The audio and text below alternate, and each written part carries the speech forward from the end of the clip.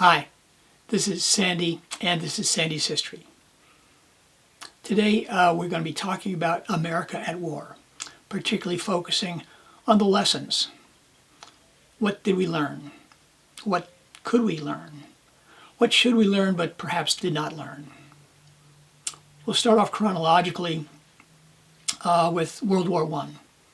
After World War I think everybody's familiar with President Woodrow Wilson's trip to the Versailles Peace Conference, where he wanted above all else agreement on a League of Nations.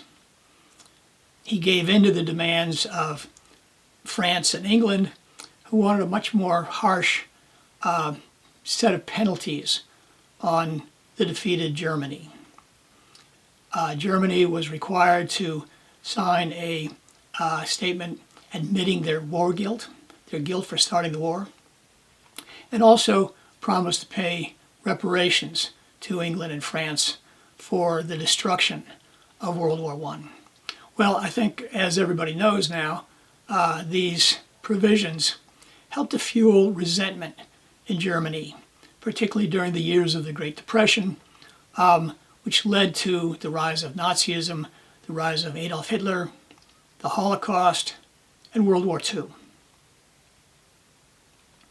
I think after World War II, President Truman basically got everything right. There has been criticism of him because during World War II, Russia was our ally against Germany. But in the years after 1945 and the end of the war, relations between the United States and Russia quickly deteriorated. I think realistically, there was nothing that Truman could have done to have avoided this.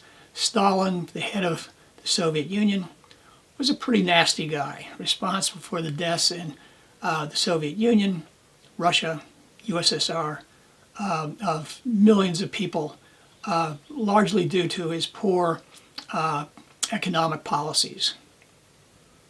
I think that the brilliant thing that Truman and his administration did after World War II was incorporate our previous enemies into a commercial, political, social alliance, reintegrating them into a world order. A key to this was the Marshall Plan, where the United States sent $12 billion, mostly to European nations, but also including our previous enemy, Germany, to help build up their economy. This was a humanitarian act, but it also had practical economic and political consequences. We were able to build up a commercial network of trade with European countries and with Germany, with Western Germany during this period, which dramatically benefited America. So $12 billion was a relatively cheap price for establishing good commercial relations and good political relations with our allies, including our former enemies in Germany. And we did similar work rebuilding the economies and the political system in Japan after World War II. As I said, things quickly fell apart between the United States and the Soviet Union. Russia has gone through two great revolutions in the 20th century. The first was the 1917 Communist Revolution, bringing Lenin to power. The second occurred in 1989, 90, 91, when the Soviet Union basically fell apart. Both of these revolutions replaced one set of corrupt totalitarian leaders with another set of corrupt totalitarian leaders. In 1950, North Korea attacked South Korea. The United States, along with United Nations countries, went to the rescue of South Korea, and we were involved in a war in South Korea, in North Korea, for the next, actually it's never stopped. It started in 1950. The important thing, I think, to know about the Korean War is that there was a conflict between Harry S. Truman, President of the United States, and his general on the ground, Douglas MacArthur. Douglas MacArthur was an old school general who believed in nothing other than total victory. If you went to war, you went to war to win, to conquer the enemy and be supreme. Truman thought at first, I think that this was a good policy, but as the war continued for several months, and when Douglas MacArthur decided that maybe it would be a good idea to attack China and use atomic weapons against China, I think Truman drew the line. And ultimately, what evolved from Truman's policy was the idea that we did not want a total victory over North Korea, but we would be happy with a stalemate. This was the first in a series of limited wars, wars where the United States' main objective was to stop the spread of communism. North Korea was being supported by China and by Russia, and we wanted to stop what we saw then as the monolithic spread of a communist ideology in Southeast Asia, in all the third world countries. This was part of the basic Cold War pattern of conflict between the United States and the Soviet Union, basically over third world countries and newly decolonized countries throughout the world. We wanted access to their natural resources.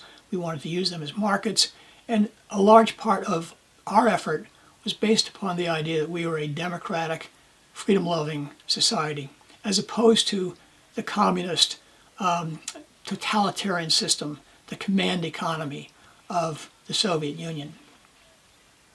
Ultimately, Truman won that battle, and presidential powers ever since have been pretty much uncontested. The idea that the general on the ground has superior knowledge and should be able to wage the war any way he wants. This was modified substantially during Truman's conflict with Douglas MacArthur. The next major conflict that I'd like to discuss is the Cuban Missile Crisis of 1962.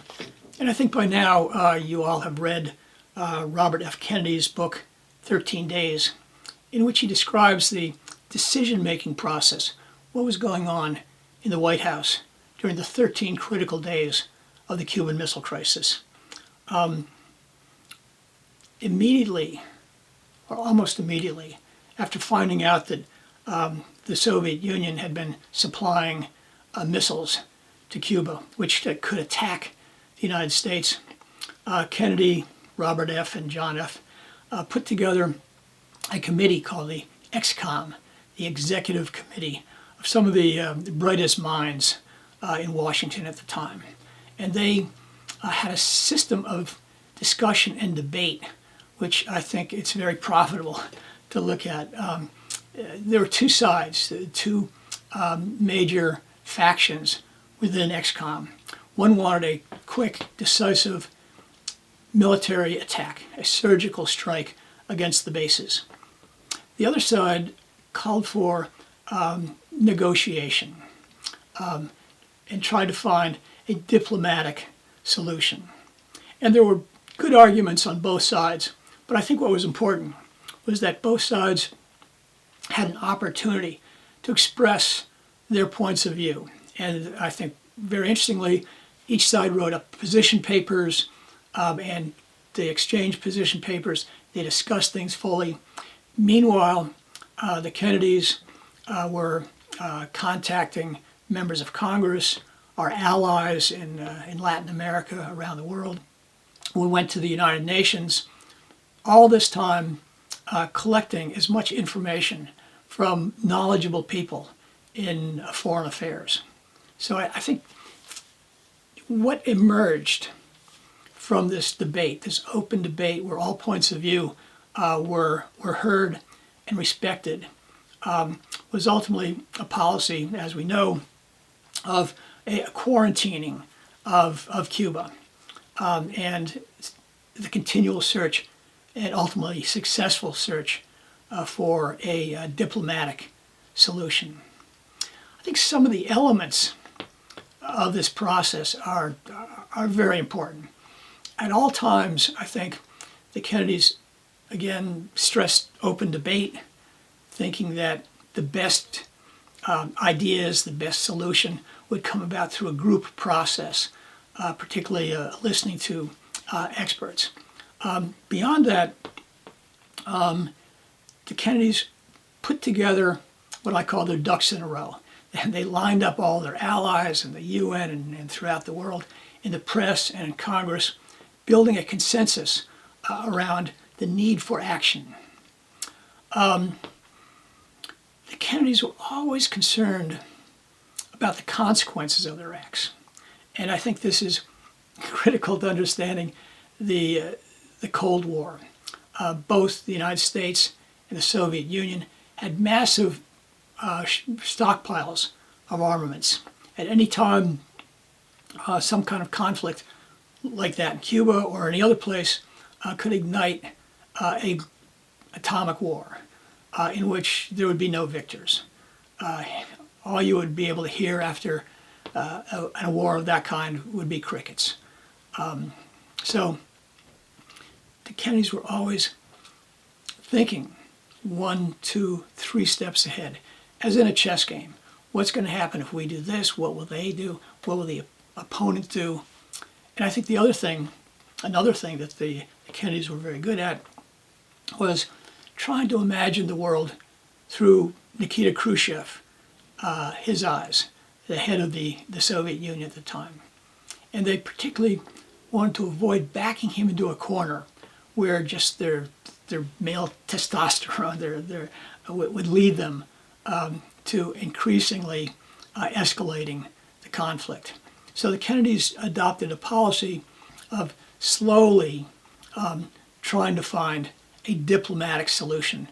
And I think when they finally found it, they avoided what we can call chest beating, spiking the ball, claiming victory. It's true that Khrushchev was the first to blink in this showdown, but the Kennedys respected and knew that Khrushchev needed to appear not to have lost this battle. So I think all of these lessons are important lessons from the Cuban Missile Crisis. And one of the things that I like about this book is that if you read it, if you absorb the message, I think these are practical ways to address critical issues in your life. And I frequently tell students, at some point in your life, you are going to be in a situation where you're going to want to press the nuclear button. Somebody's going to say something, you're going to get in an argument with your boss or your girlfriend, boyfriend, husband, wife, whomever, and you're not going to see any other solution than just rage and striking at somebody who you perceive as your enemy. If you keep these ideas in mind, get ideas from all points of view, open debate, see the world through your opponent's eyes.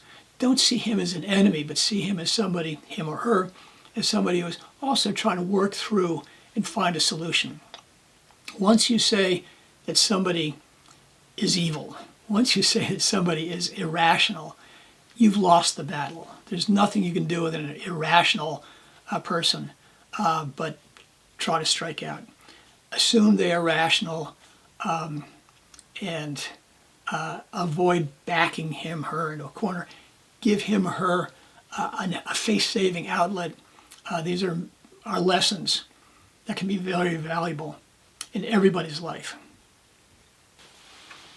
Another thing that I like about Robert F. Kennedy's book, 13 Days, is that it was written in large part as a criticism of Lyndon Baines Johnson's policy in Vietnam.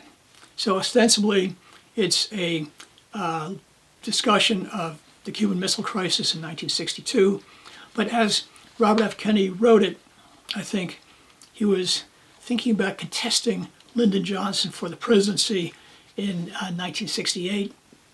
And so the book is largely a list of all of the things that the Kennedys did right and that Lyndon Johnson did wrong. And I think one of the best descriptions of everything that went wrong in Vietnam was written by General Colin Powell during George Herbert Walker Bush's administration. He put together a list that's been called the Powell Doctrine, a list of questions that needed to be asked before America committed itself to war. The answers to all of these have to be yes if we're going to get involved in war. The first question was there a national security interest of the United States? Was there some material threat to the United States? And it can be argued that yes, the spread of communism was a sufficient threat in Vietnam. Other people would say that our involvement increased the likelihood of communists coming to power in Vietnam. The second question is there an attainable objective? What is the goal? What do we want out of this? Again, that was difficult to answer in the case of Vietnam. What did we want? What would victory look like? And that's that leads us to the next question. Have the risks and costs been discussed and analyzed? And the Kennedys, as we saw in 13 days, were really good at considering the costs, the risks, the consequences of their actions. Lyndon Baines Johnson, I think he was led down the path to war by generals who were giving him basically false information about there being, as they said, light at the end of the tunnel. We're almost winning, and we never were in Vietnam. Another question is, have all nonviolent means been exhausted? Have we used diplomacy? Have we tried to find some way to avoid military conflict? Another one, is there a plausible exit strategy? Once we get in, how are we going to get out? And this was the big question for Lyndon Johnson and in Vietnam. How would we get out? And ultimately, we got out in a pretty inglorious fashion. We basically, I think you can say, cut and run during Nixon's administration and Gerald Ford's administration. The consequences, we talked about that. Have the consequences been fully considered? Is the action approved by the American people? Does it have popular support? And this was critically lacking in the case of Vietnam. Many people, I think, there was a wide variety of opinion, but I think during the 1960s, you could pretty much divide everybody up into somebody who was either pro-Vietnam War and engagement in the war, and people who were not into hawks and doves. We talk about the polarization that exists in American society today. I think it's much greater than it was in the 60s, but it was pretty high in the 60s. I mean, it was partly it was because of the youth movement, the baby boomers who were beginning to flex their muscle politically, economically.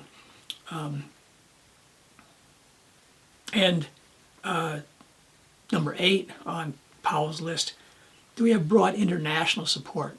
Again, we saw in 13 days, yes, the United States brought their case before the United Nations and had broad support among our allies and even in many neutral countries.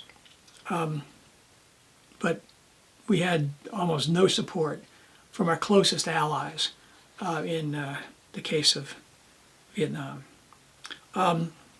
There are other issues involved.